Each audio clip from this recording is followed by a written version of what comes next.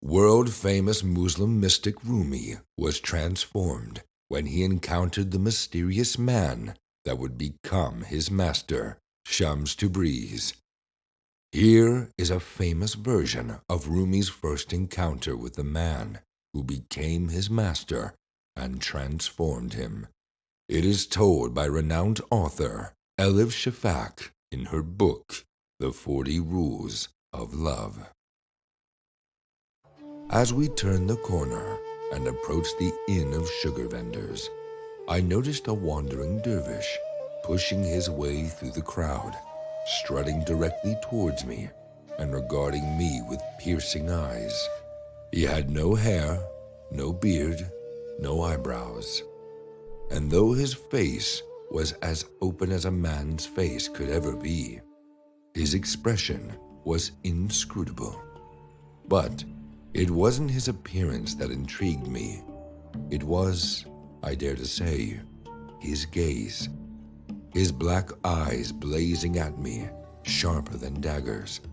He stood in the middle of the street and raised his arms high and wide, as if he wanted to hold not only the procession, but also the flow of time. I felt a jolt run through my body, like a sudden intuition. My horse got nervous and started to snort loudly, jerking its head up and down.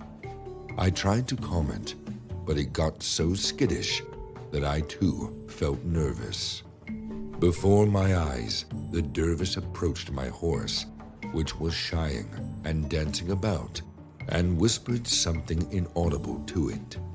The animal started to breathe heavily, but when the dervish waved his hand in a final gesture, it instantly quieted down.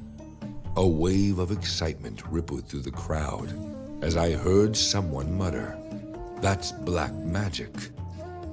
Oblivious to his surroundings, the dervish eyed me curiously. "O great scholar of the East and West, I have heard so much about you. I came here today to ask you a question, if I may."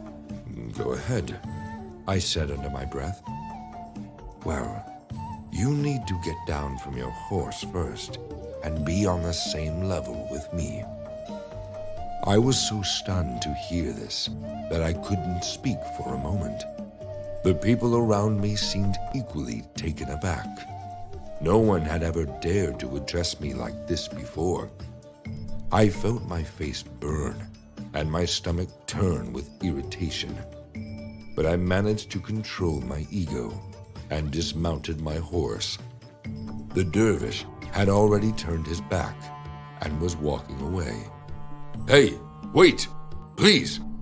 I yelled as I caught up with him. "I want to hear your question." He stopped and turned around, smiling at me for the first time. "Which of the two is greater, do you think? The Prophet Muhammad or the Sufi Bastami?" "What kind of question is that?" I said.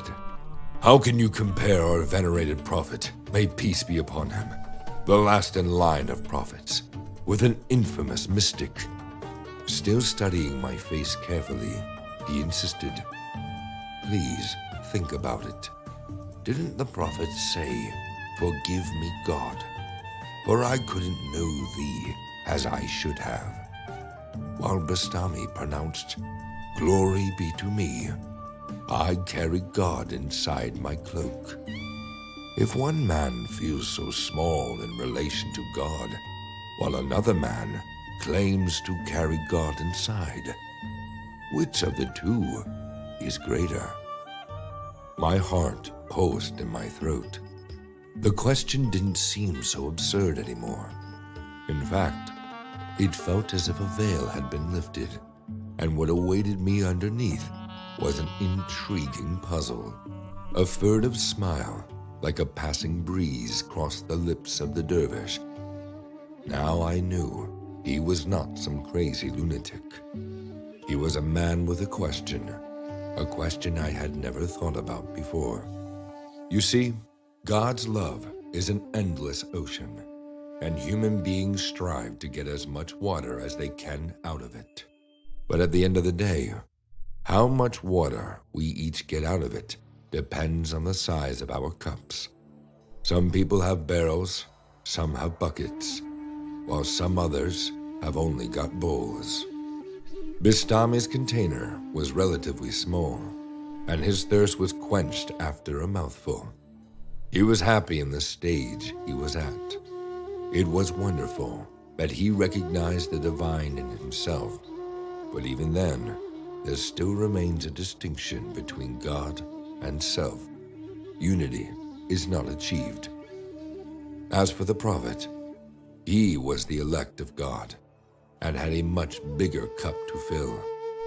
This is why God asked him in the Quran, "Have we not opened up your heart?" His heart thus widened, his cup immense. It was thirst upon thirst for him. No wonder he said, "We do not know you as we should," although he certainly knew him as no other did. Breaking into a good-natured grin, the dervish nodded and thanked me. He then placed his hand on his heart. The dervish looked at me with renewed interest, and in the dying light of the setting sun, for a split second, I could swear that I saw an amber aura around him.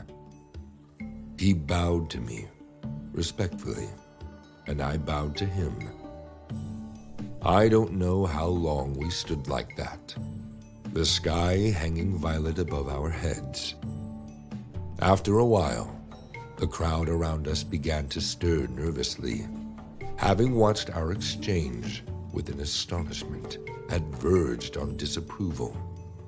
They had never seen me bow to anyone before, and the fact that I had done so for a simple wandering Sufi had come as a shock to some people, including my closest disciples. Did you like this video?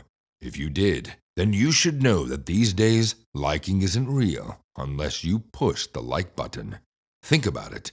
Did you really like it if there's no digital proof?